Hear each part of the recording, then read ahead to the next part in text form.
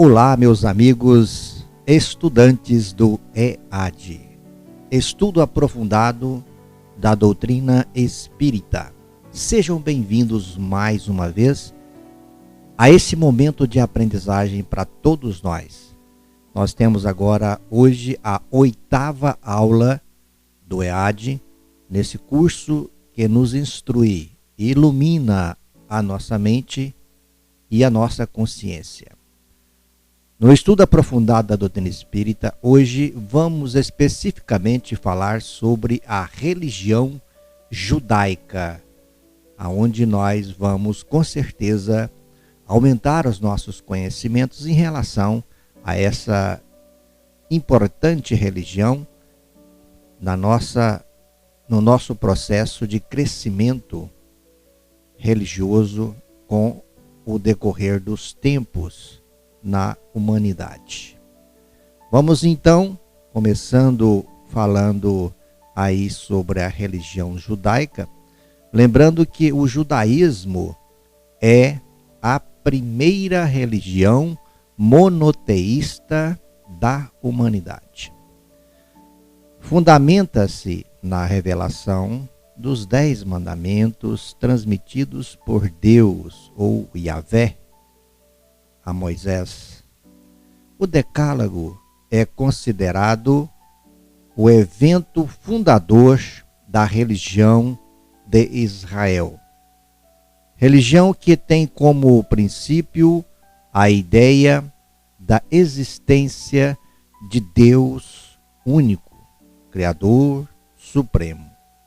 E nós vamos encontrar no livro A Caminho da Luz, lá no seu capítulo 7 deste mesmo livro, aonde Emmanuel vem nos falando, dizendo que dos espíritos degradados na terra foram os hebreus que constituíram a raça mais forte e mais homogênea, mantendo inalterados os seus caracteres através de todas as mutações. Examinando esse povo notável no seu passado longínquo, reconhecemos que se grande era a sua certeza na existência de Deus, muito grande também era o seu orgulho dentro de suas concepções da verdade e da vida. Conscientes da superioridade de seus valores, nunca perdeu a oportunidade de demonstrar a sua vaidosa aristocracia espiritual, mantendo-se pouco acessível à comunhão perfeita com as demais raças do orbe. Entretanto, antecipando-se às conquistas dos outros povos, ensinou de todos os tempos a fraternidade a par de uma fé soberana e imorredora. Esse está lá no livro A Caminho da Luz, no capítulo 7, para os nossos irmãos, se assim desejarem, fazer as suas pesquisas. Continuando, nós vamos também lembrando que um dos maiores teólogos do judaísmo, Moisés Maimônides, que nós assim o desenvolveu, ele, nosso querido irmão Moisés Maimônides, desenvolveu 13 artigos de fé intrinsecamente fundamentados na crença em Deus único e que são aceitos como referencial da religião pelo judaísmo tradicional. Agora, o judaísmo possui uma unidade doutrinária simbolizada, primeiro, no Torá ou Torá, ou lei judaica, revelação representada pelo Pentateuco de Moisés, não possuindo aí durante séculos um país considerado como próprio os judeus mantiveram a coesão religiosa pelo estudo dos livros Gênesis, Êxodo, Levítico, Números e Deuteronômio. Segundo, na conquista da liberdade obtida pela retirada do Egito, travessia do Mar Vermelho e conquista de Canaã. Terceiro, libertação do cativeiro egípcio, conhecido como Páscoa. Essa data é conhecida como a Páscoa judaica. Quarto, no conceito de nação, constituído durante a peregrinação de 40 anos no deserto e na chegada à terra prometida, no caso, Canaã. Quinto, na crença de serem os judeus o povo eleito por Deus. Entendem então eles que, ao serem escolhidos por Deus, eles assumiram o fardo de ser povo antes de experimentar os prazeres e a segurança da nacionalidade. A noção de povo escolhido pela divindade é uma tradição religiosa que passa de geração a geração como artigo de fé. E verificando isso, Emmanuel, Allan Kardec, lá no livro O Evangelho segundo o Espiritismo, no capítulo 18, lá no item 2 desse mesmo livro, no Evangelho segundo o Espiritismo, nós vamos encontrar a referência de Kardec sendo feita da seguinte forma, que em relação à religião judaica era, dizendo ele que era crença comum aos judeus de então, na época do Cristo, ainda lá na época do Cristo, que a nação deles tinha de alcançar supremacia sobre todas as outras. Deus, com efeito, não prometera a Abraão que a sua posteridade cobriria toda a terra, mas, como sempre, atendo-se à forma, sem atentarem ao fundo, eles acreditavam tratar-se de uma dominação efetiva e material. Entretanto, os judeus desprezaram a lei moral para aferrarem ao mais fácil. A prática do culto exterior, no caso. O mal chegara ao cúmulo. A nação, além de escravizada, era esfacelada pelas facções e dividida pelas seitas. Muito bem. Um ponto realmente doutrinário, fundamental da religião judaica é que não é a fé nem a contemplação que solidificam a relação entre o homem e Deus, mas a ação, isto é, Deus determina, o homem cumpre a sua vontade. Sendo assim, o judeu deve conhecer Deus não por meio da especulação mística ou filosófica, mas pelo estudo de sua palavra escrita. No caso, a Torá. Pela prece, também pela prática da caridade e pelas ações que promovem a harmonia. Voltando ao livro A Caminho da Luz, ainda no seu capítulo 2 desse mesmo livro, nós vamos encontrar Emmanuel dizendo para nós que a lei mosaica foi a precursora direta do Evangelho de Jesus. O protegido de Termutes, a irmã do faraó, foi inspirado a reunir todos os elementos úteis à sua grandiosa missão, vulgarizando o monoteísmo e estabelecendo o Decálogo sob a inspiração divina, cujas determinações são até hoje a edificação basilar da religião, da justiça e do direito. Moisés foi o primeiro a tornar acessíveis às massas populares os ensinamentos somente antes conseguidos à custa de longa e penosa iniciação, com a síntese luminosa de grandes verdades. Agora nós também vamos continuando a nossa linha de pensamento, entendendo que para a fé judaica, Deus é uma presença ativa no mundo de forma abrangente e na vida de cada pessoa isoladamente. Deus não criou simplesmente a humanidade e dela se afastou, deixando-a entregue a si mesma. Ao contrário, a humanidade é totalmente dependente de Deus para evoluir e para ser feliz.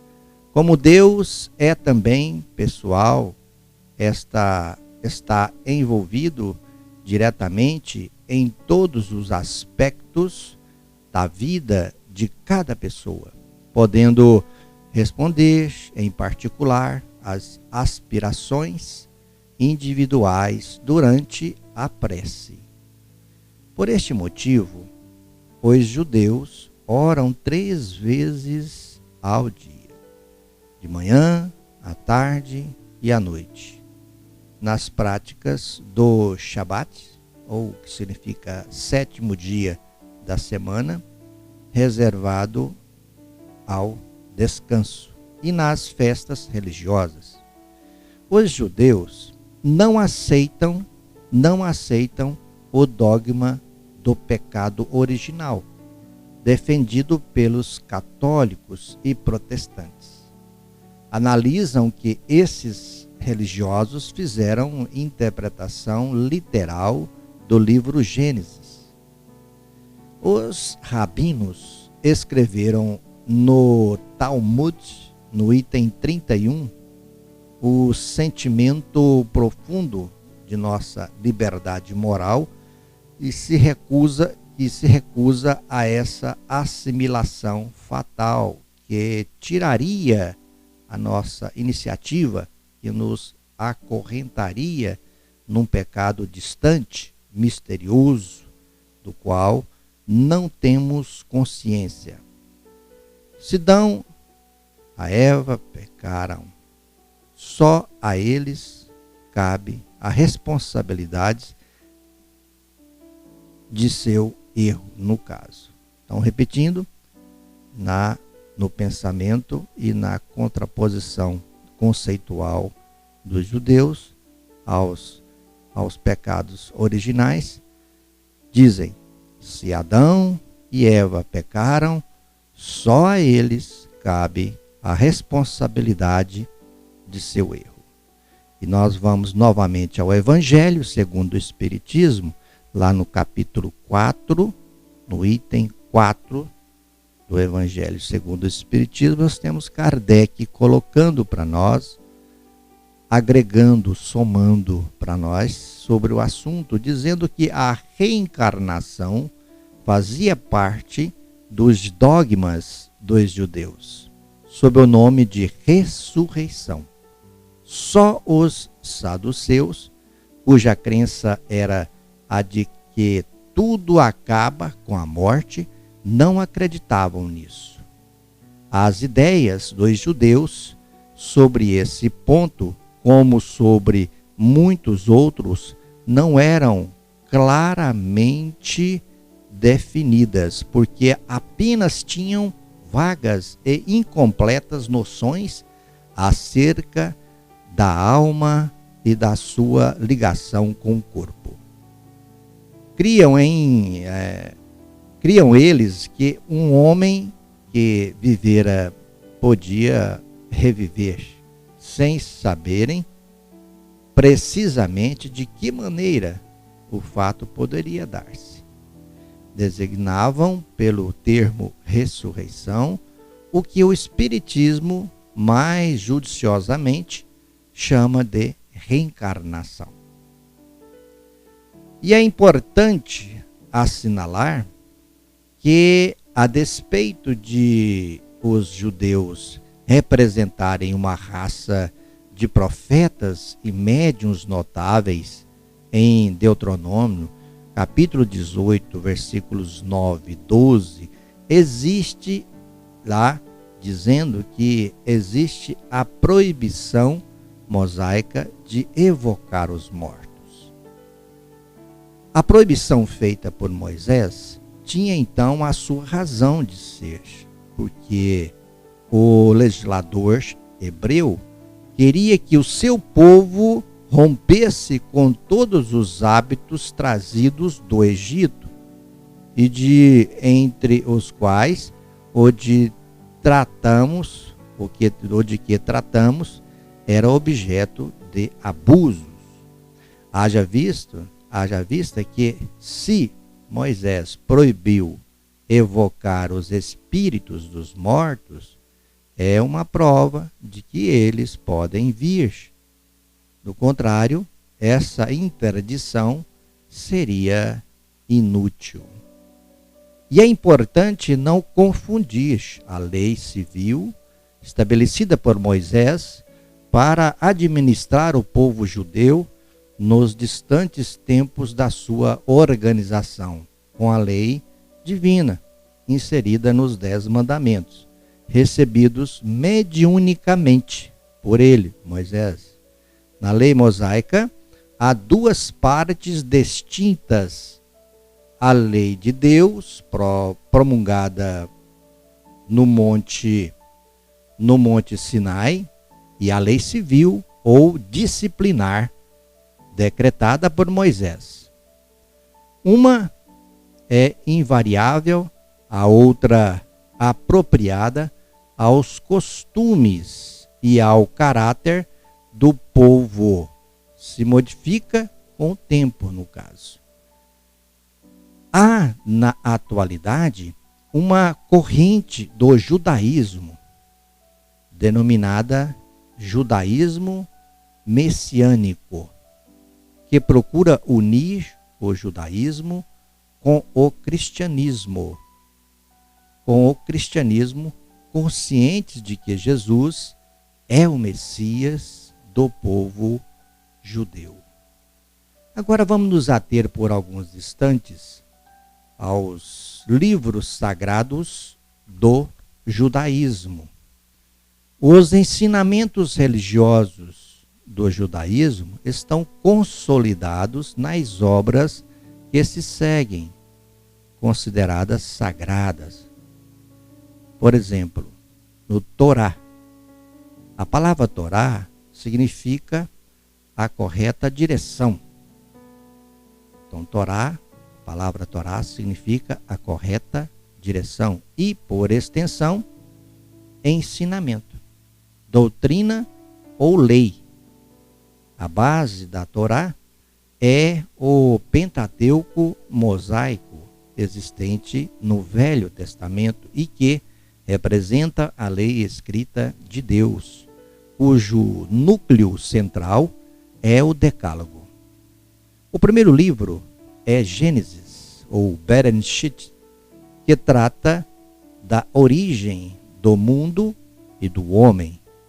O segundo é o Êxodo, ou Shemot, que narra a fuga dos judeus do cativeiro do Egito.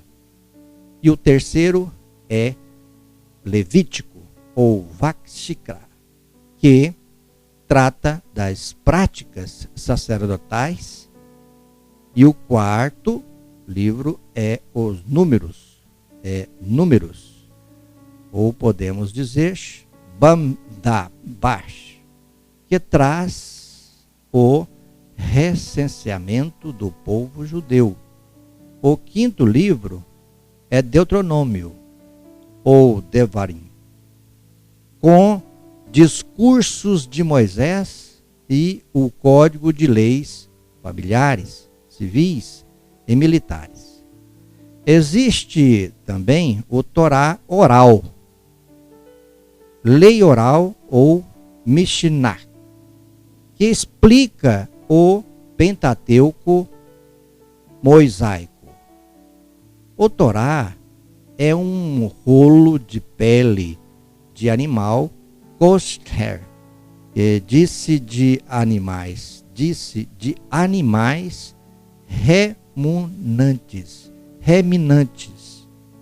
ruminantes, que possuem pata fendida, tais como o boi, cervo e ovelha, carneiro, contendo os 5 primeiros livros bíblicos.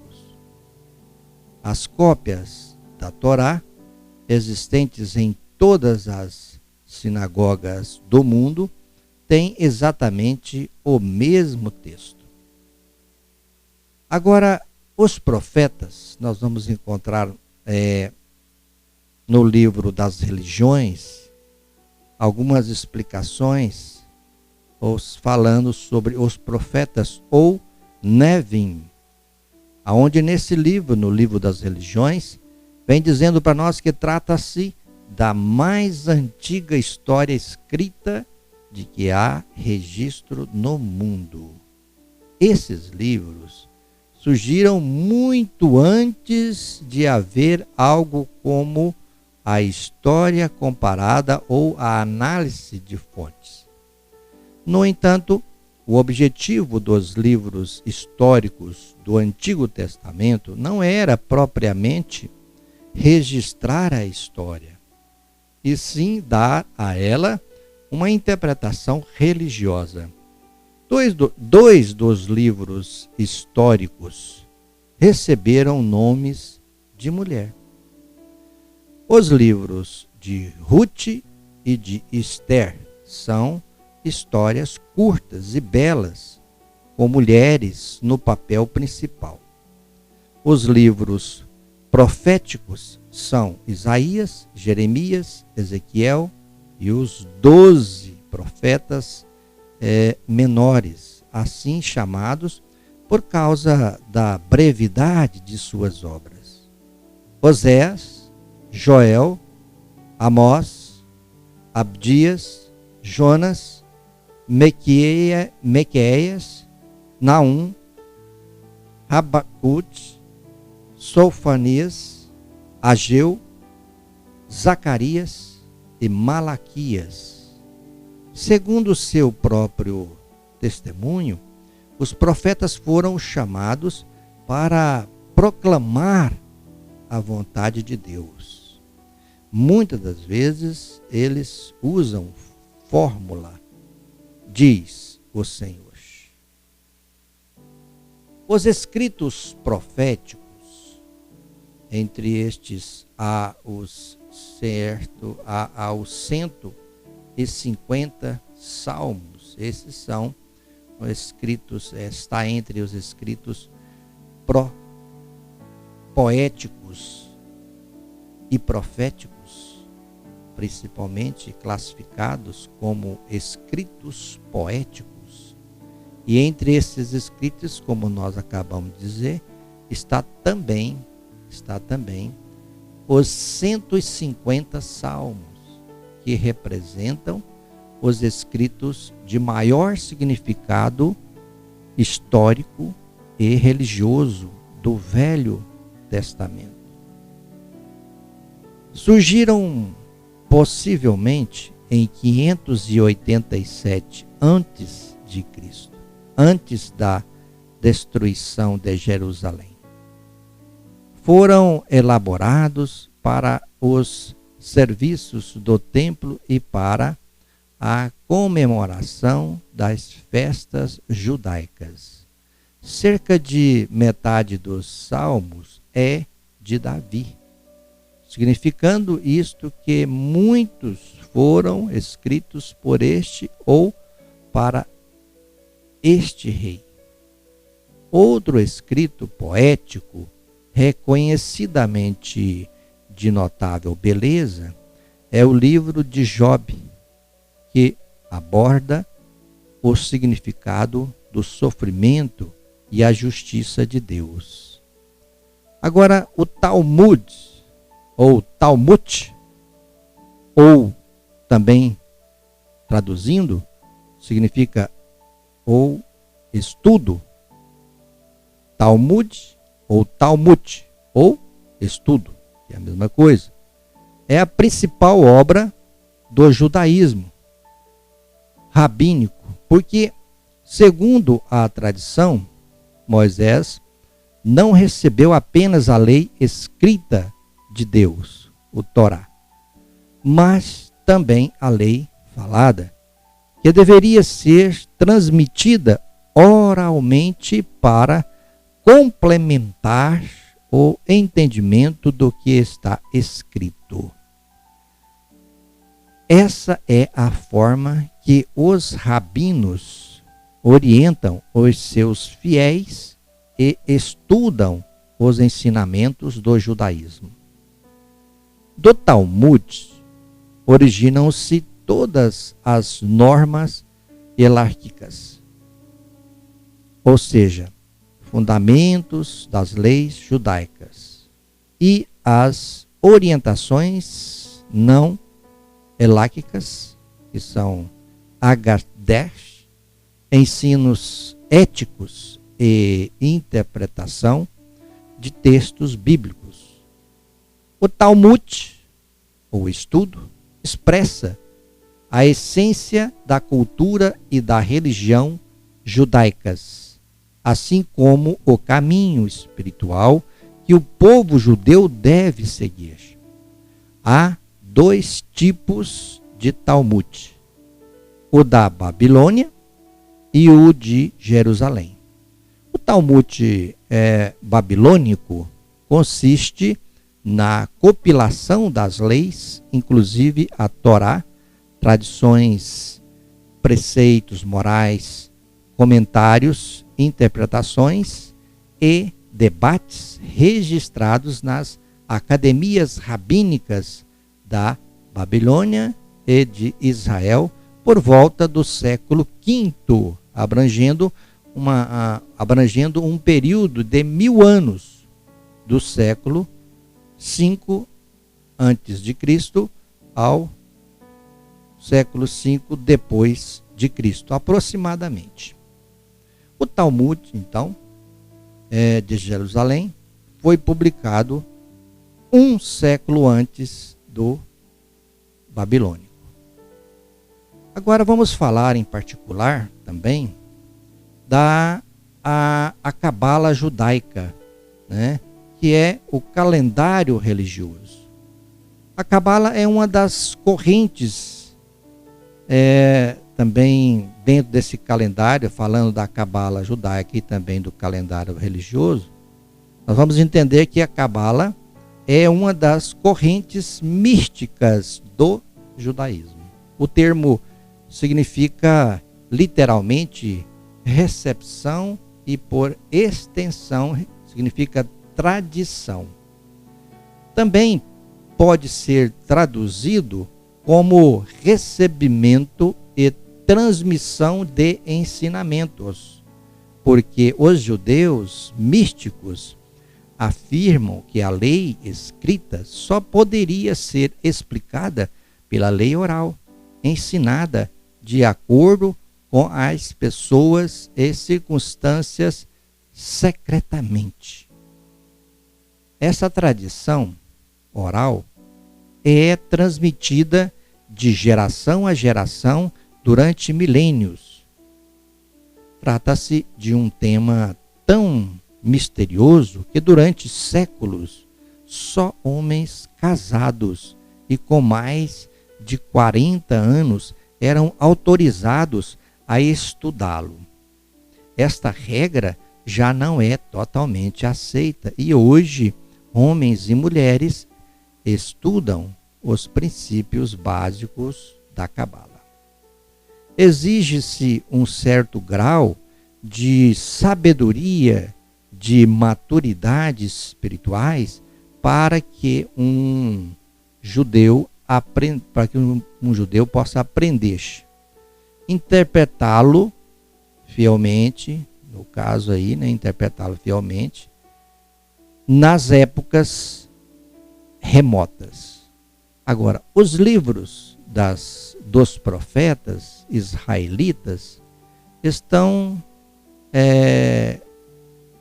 saturados de palavras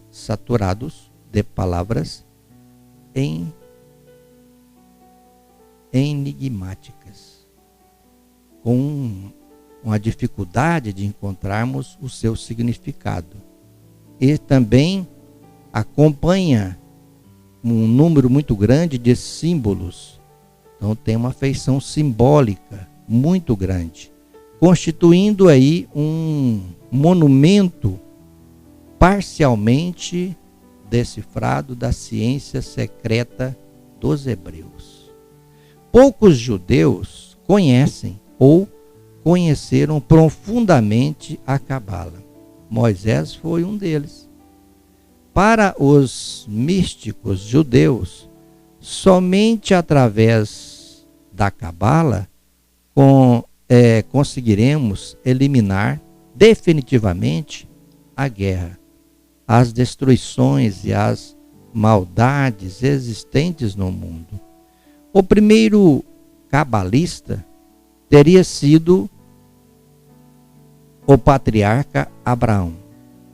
Ele teria visto as maravilhas da existência humana e dos mundos mais elevados.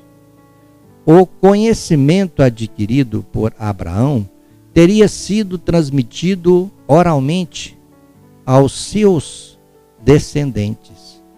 O primeiro trabalho sobre a Cabala, no caso o Sefer Endzix, ou livro da criação, é atribuído a Abraão. Esse texto básico da Cabala ensina que existem 32 caminhos da sabedoria organizados, por sua vez, em 10 itens denominados Seifirot, ou luzes divinas.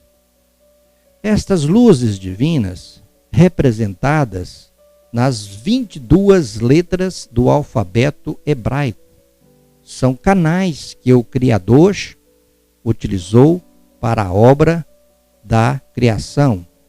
As letras são consideradas os alicerces ou vasos da criação e incluem todas as combinações e permutações através das quais Deus criou o mundo com palavras. A Cabala procura essencialmente descobrir a origem de tudo o que existe: o universo e a terra, o ser humano, sua vida e morte, o mal, a senda do bem, o poder da prece, etc, etc. O Antigo Testamento é um repositório de conhecimentos secretos dos iniciados do povo judeu. E somente os grandes mestres da raça poderiam. A grande contradição do judaísmo é, sem dúvida, a não aceitação do Cristo como o seu Messias. E nós vamos encontrar no livro A Caminho da Luz, lá na sua página de número 70, Emmanuel dizendo que a verdade, porém, é que Jesus, chegando ao mundo, não foi absolutamente entendido pelo povo judeu. Os sacerdotes não esperavam que o Redentor procurasse a hora mais escura da noite para surgir na paisagem terrestre. Segundo a sua concepção, o Senhor deveria chegar no carro magnificente de suas glórias divinas, trazido do céu à terra pela legião dos seus tronos e anjos. Deveria humilhar todos os reis do mundo, conferindo a Israel o cetro supremo da direção de todos os povos do planeta. Deveria operar todos os pródigos, ofuscando as glórias dos Césares. Está lá em Emmanuel, né? No Caminho da Luz, no livro A Caminho da Luz, referindo-se então Emmanuel na psicografia de Francisco Cândido Xavier. Então, para os judeus, a vinda de Moisés à terra, surgindo sobre as nuvens com grande majestade, cercado de seus anjos e ao som de trombetas, tinha um significado muito maior do que a simples vinda de uma entidade investida apenas de poder moral.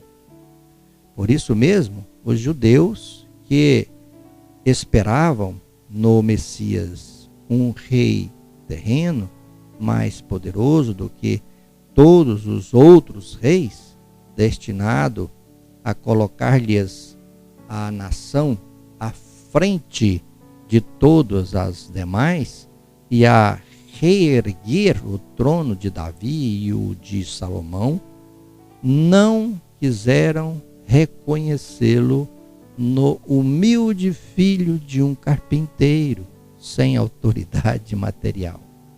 No entanto, estejamos certos. Nós vamos encontrar ainda no livro A Caminho da Luz, Emmanuel dizendo na página 73 desse mesmo livro, dizendo que Jesus acompanha-lhe a marcha dolorosa através 2 séculos de lutas expiatórias regeneradoras. Novos conhecimentos dimanam do céu para o coração dos seus patriarcas e não tardará muito tempo para que vejamos os judeus compreendendo integralmente a missão sublime do verdadeiro cristianismo e aliando-se a todos os povos da terra para a caminhada salvadora, em busca da edificação de um mundo melhor. Assim se encontra no livro A Caminho da Luz, Emmanuel dizendo para nós. Então, o judaísmo possui um calendário litúrgico ou religioso conhecido como círculo sagrado, cujas festas principais são as seguintes. Primeira festa, o Rosh Hashanah, que representa o ano novo, mais ou menos em setembro, isso, né, de acordo com a tradição judaica. É o dia, então, da comemoração do aniversário da criação do mundo e o dia em que o Eterno abre o livro da vida e da morte, escrevendo nele os atos que todos os viventes realizarão durante o ano. No segundo momento, no segundo calendário desses círculos sagrados, nós temos o Yom Kippur, que é o dia da expiação. Também acontece esse dia da expiação em setembro, sempre no mês de setembro. Esse é o dia mais sagrado do ano. Os judeus adultos passam-no na sinagoga, em orações e súplicas, observando um rigoroso jejum de 25 horas, buscando o perdão divino para os seus pecados. Reza a tradição que neste dia Deus fecha os livros da vida e da morte, selando o destino de cada indivíduo para o ano seguinte. Também, um terceiro momento de comemorações, chamado de Pesach, que traduzindo, significa Páscoa. É celebrada essa Páscoa aproximadamente em 14 de abril, no início da primavera, comemorando-se a libertação do povo de Israel da escravidão no Egito. São 8 dias de comemoração. Num outro momento de comemoração, chamado de Shavuot, ou Festa das Semanas, que acontece mais ou menos no mês de maio. É a festa máxima do judaísmo, pois comemora a entrega da Torá feita por Deus a Moisés no Monte Sinai. Ela também é conhecida como Hag HaBukurim, que significa festa das primícias. Olha que maravilha, não é? Todos esses conhecimentos ficam para que nós possamos refletir e então fazer parte do arcabouço de nossos conhecimentos, a fim de nós, então, fazermos os paralelos nas nossas reflexões e assim aumentar o cabedal de aprendizagem, de conhecimento e de raciocínio de cada um de nós, diante da grandiosidade da organização divina, no progresso de cada um de nós, das nossas ideias, dos nossos momentos de aprendizagem, no decorrer de toda a história da humanidade. Ficamos por aqui com mais esse tema, com mais essa aula, que é a 8ª aula do estudo aprofundado da doutrina espírita. Desejo a vocês, a todos os queridos irmãos participando deste momento, um abraço especial, muita paz, muita saúde e até a próxima aula do EAD, até a 9ª aula do EAD no próximo domingo. Um abraço fraterno para todos vocês, que Deus abençoe todos, agora e sempre.